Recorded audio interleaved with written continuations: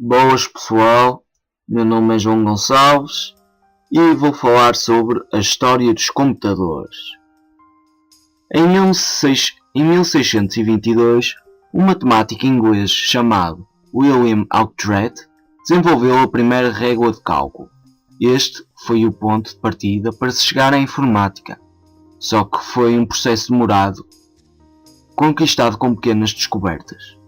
Em 1975 foi desenvolvida a linguagem BASIC, a primeira linguagem para os microcomputadores. Ainda no mesmo ano, Bill Gates e Paul Allen fundaram a Microsoft. No ano seguinte, Steve Wozniak e Steve Jobs criaram a Apple Computer Company. Em 1847 foi criado o sistema binário pelo matemático inglês George Boole. 3 décadas depois, o norte-americano criou um processo de dados eletromecânico. Meio século mais tarde, nos Estados Unidos, um engenheiro desenvolveu um computador usando válvulas de rádio.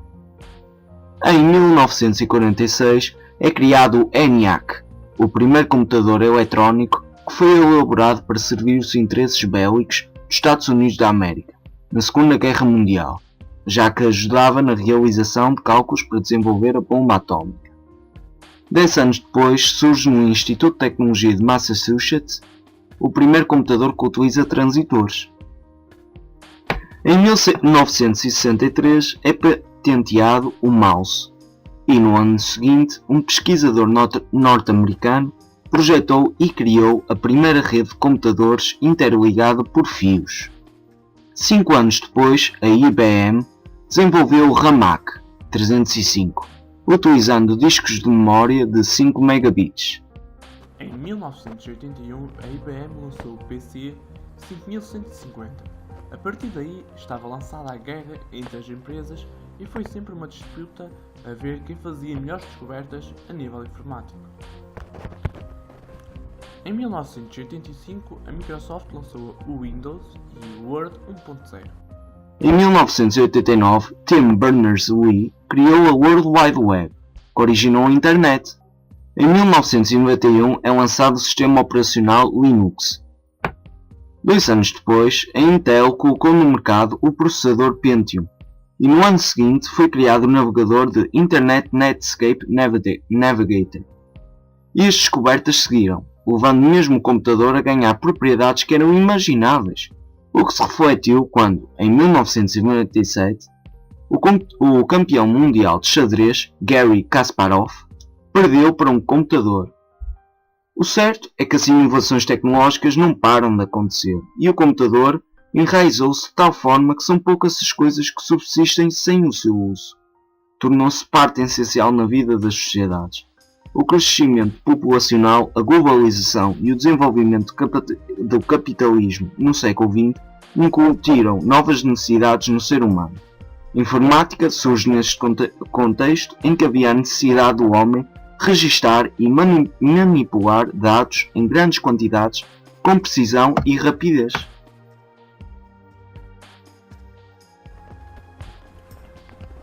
O Windows 95 foi visto quase como o primeiro sistema operativo que era intuitivo e de fácil utilização pelo grande público. Até então, o computador não era algo que fosse propriamente para o orçamento ou entendimento das massas. Este tipo de sistema operativo veio a preencher a lacuna entre o consumidor em geral e o mundo das novas tecnologias, contribuindo para que o PC, Personal Computer, se tornasse apenas mais um eletrodoméstico cada vez mais pequeno e avançado. Atualmente, o PC é como que um ser de rápida evolução, isto é, visível na sua portabilidade, tamanho e na sua complexidade de operações que consegue executar, tanto a nível de arquitetura, de hardware, parte física do computador, como processadores mais velozes, maior capacidade de RAM e arquitetura de serial bus e métodos de arrefecimento mais eficientes e avançados, como a hidrorrefrigeração, que consiste na utilização de água como método de arrefecimento. Em termos de software, é de notar e referenciar uma também rápida evolução no que diz respeito às operações que hoje nos é possível realizar no PC de nossa casa.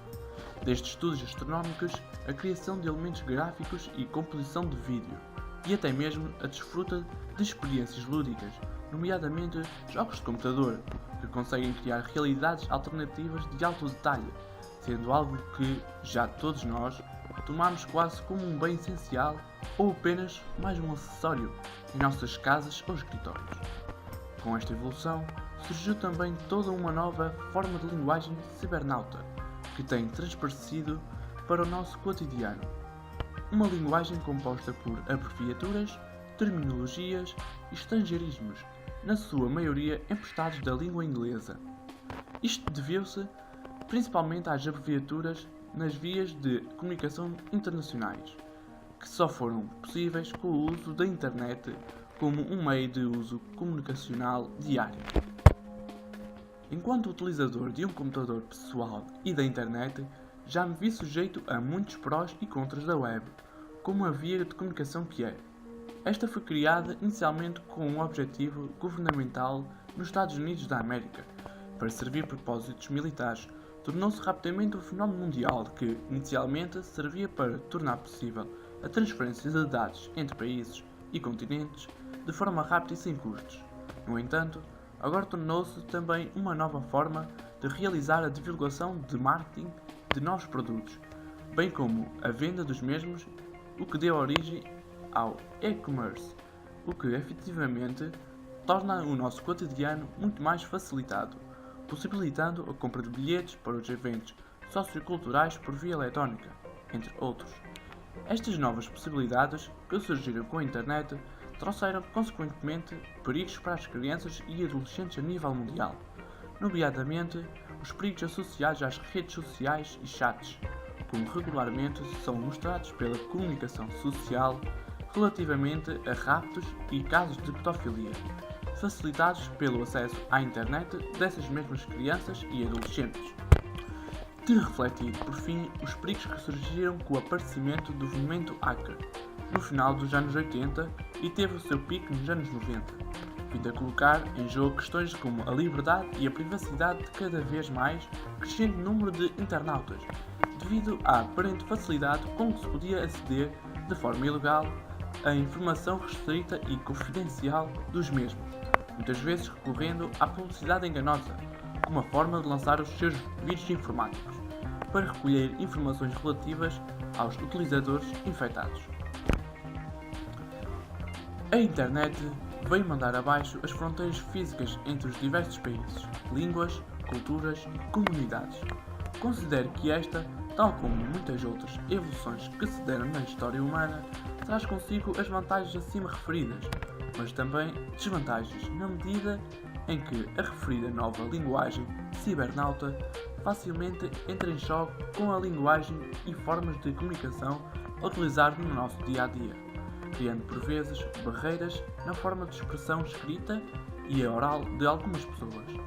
Ao ouvirmos expressões como blog, chat, MSN, Facebook e e-mail, apercebemos-nos automaticamente que há que alterar todo um método de pensamento, pois existe um outro mundo, o mundo digital a fundir-se constantemente com o nosso, e que a realidade que se vivia há uns anos atrás ficou para trás.